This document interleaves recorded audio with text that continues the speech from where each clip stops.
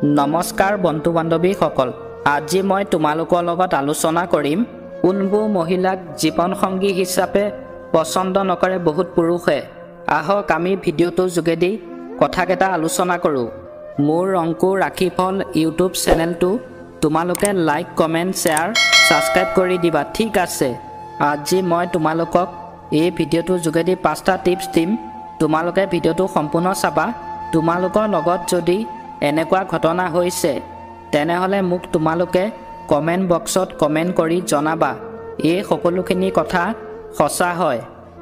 যদি এই কথাবিলাক তোমালোকে সঁচা বুলি বিশ্বাস নকৰা তেনেহ'লে তোমালোকে মোৰ ভিডিঅ'টো চাব নালাগে।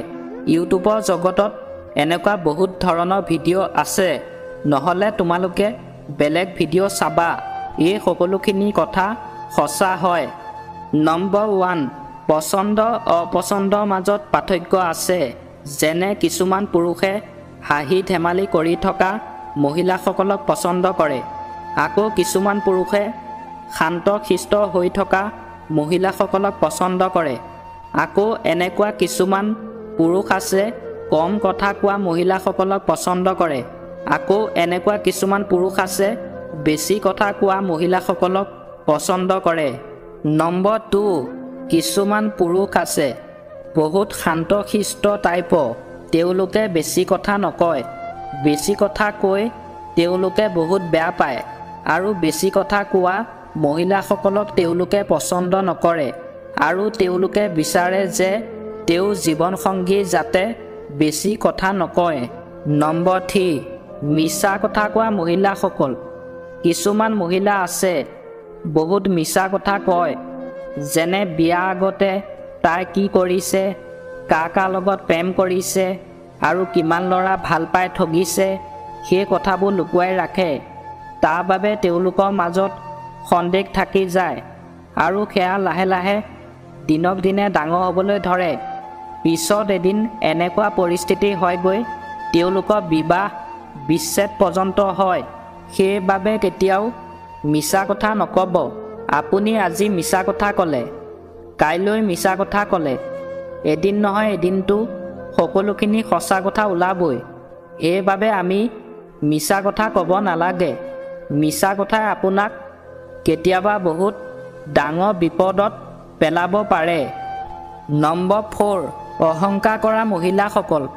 কিছুমান মহিলা অহংকাৰ আছে কাৰণ তাই যিখন ঘৰত বিয়া হৈছে তাতকৈ সেই মহিলাগৰাকীৰ ঘৰত বেছি টকা পইচা আছে। সেইবাবে সেই মহিলাগৰাকীয়ে বহুত অহংকাৰ কৰে।